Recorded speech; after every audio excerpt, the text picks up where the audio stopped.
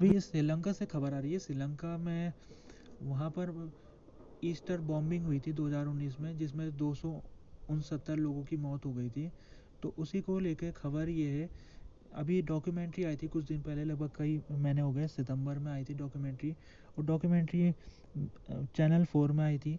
और उस डॉक्यूमेंट्री में इस अटैक के बारे में कुछ नया खुलासा हुआ था। उसमें एक डॉक्यूमेंट्री में एक विसल ब्लोअर था।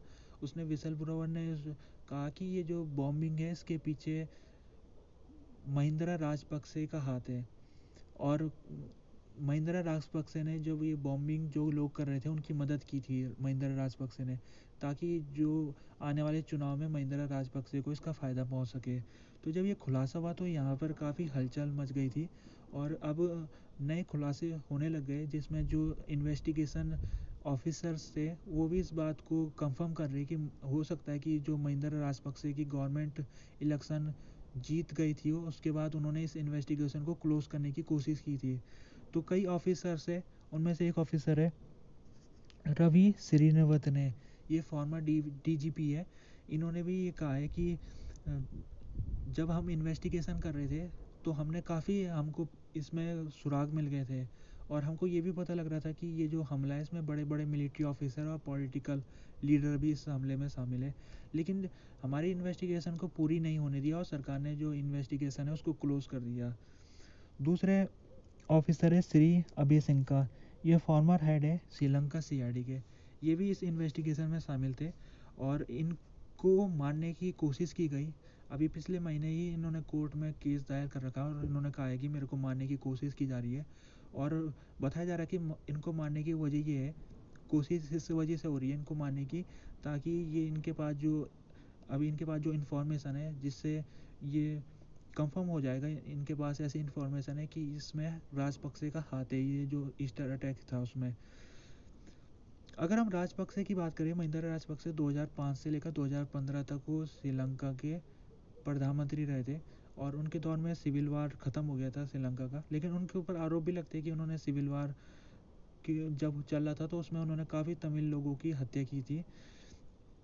उसके बाद 2015 के चुनाव के बाद उनको हार का सामना करना पड़ा। लेकिन 2019 के इलेक्शन में उनको फिर से जीत हासिल हो गई। हालांकि इस बार वो नहीं बने प्रधानमंत्री, बल्कि उनके जो भाई थे गोतबाया राजपक्षे, उनको बनाया गया। और गोतबाया राजपक्षे की जो सरकार है वो पिछले साल गिर गई थी, जब वहाँ पर श्रीलंका बैंकरप्ट हो गया था। तो गोतबाया राजपक्षे को जो उनका पद है उससे उनको इस्तीफा देना पड़ा था। तो अभी ये जो राजपक्षे फैमिलीज है, ये काफ़ी पावरफुल पॉलिटिकल फैमिली मानी जाती है श्रीलंका में। तो इनके ऊपर आरोप ये है इस ईस्टर बॉम्बिंग को लेकर कि ये जो महिंद्रा राजपक्षे और इनके जो भाई है दोनों ने मिलकर प्लानिंग की थी। और इसमें इन्होंने जो जिसने अटैक किया था ये एनटीजे नेशनल तहरीक जमाती, इनको ये ग्रुप का जो टेररिस्ट हैं उनके साथ इनकी डील हुई थी। और डील के तहत इन्होंने ये अटैक कराने में मदद कराई थी। हालांकि जो अभी तक श्रीलंका की जो गवर्नमेंट है उसने अभी तक कोई कमेंट नहीं किया है।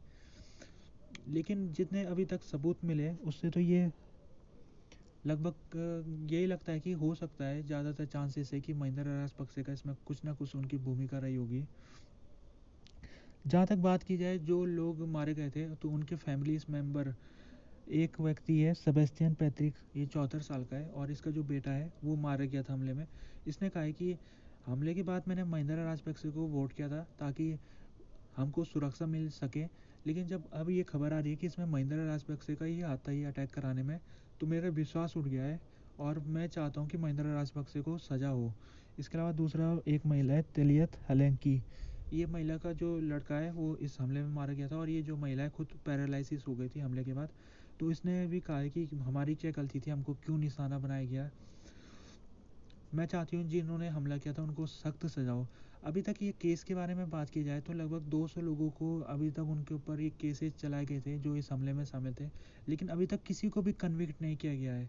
अभी तक इस मामले में 4 साल हो गए, एक भी व्यक्ति अभी तक कन्विक्ट नहीं हो पाया।